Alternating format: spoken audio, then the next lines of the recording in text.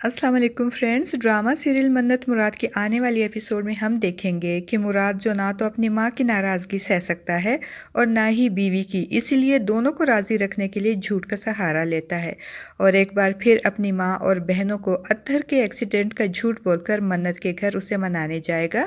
और 2 दिन मन्नत के साथ रहकर इसकी नाराज़गी ख़त्म करने की कोशिश करेगा।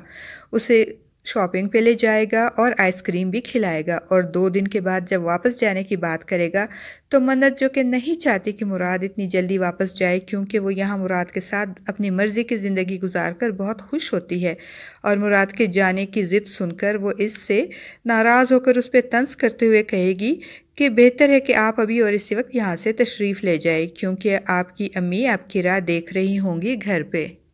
मन्नत को एक बार फिर नाराज़ होते और मुंह फुलाते देखकर मुराद भी उदास हो जाएगा, क्योंकि वो नहीं चाहता कि मन्नत को नाराज़ करके जाए, मगर उसे जाना तो पड़ेगा, इसलिए मन्नत का तंज खामोशी से सह जाएगा और जाते जाते कहेगा कि ठीक है, कल तुम्हें लेने आऊँगा, तैयार रहना। वो जाते जाते भी मन्नत को आई लव यू बोलकर अपनी मोहब्बत का इजहार करेगा और चला जाएगा। और दूसरी तरफ मुराद की बहन इतरत, जो ख़ुद तो लव मैरिज करके अपने शौहर फैसल को अपनी मुट्ठी में करके हंसी खुशी ज़िंदगी गुजार रही है, मगर जब मुराद और मन्नत को एक दूसरे के साथ खुश और आइसक्रीम खाते खुशगपियाँ करते देखेगी तो घर आकर अपनी माँ रज़िया बेगम को फ़ोन करके मन्नत के बारे में पूछेगी। तो रज़िया बेगम उसे बताएंगी कि मन्नत तो अपने मैके गई हुई है, वो मुराद को भी अपने साथ ले जाना चाहती थी मगर मैंने जाने नहीं दिया, इसी बात पे मुंह सुझाकर गई है और मुराद के दोस्त अतर का एक्सीडेंट हो गया है, मुराद इसके साथ हॉस्पिटल में है। और अपनी माँ की बात सुनकर इतरत इनको बताते हुए कहेगी कि अम्मी,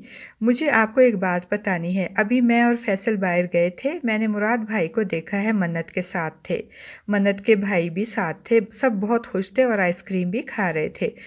और इतरत की बातें सुनने के बाद रज़िया बेगम को तो बहुत गुस्सा आएगा, क्योंकि मुराद के झूठ बोलने और इनकी बात रद्द करके मन्नत के घर 2 दिन रहने की बात पे रज़िया बेगम को तो गुस्से से पतंगे लग जाएंगे। इनको लगेगा कि इनका इकलौता बेटा इनके हाथ से गया और इसी दौरान मुराद भी घर आ जाएगा। तो रज़िया बेगम गुस्से से बेकाबू होते हुए पूछेंगी, पहले मुझे ये बताओ, कहाँ गायब थे तुम 2 दिन से? तो मुराद जो कि झूठ बोल बोल कर थक चुका होगा, वो हिचकिचाते हुए सच बोल ही देगा और बता देगा कि वो मन्नत के घर था। और मुराद के मुंह से सच सुनने के बाद रज़िया बेगम एक ज़ोरदार थप्पड़ मुराद के मुंह पे मारेंगी, ये सोचे और समझे बगैर कि वो किसी और के साथ नहीं बल्कि अपनी मनकूहा अपनी बीवी के साथ था।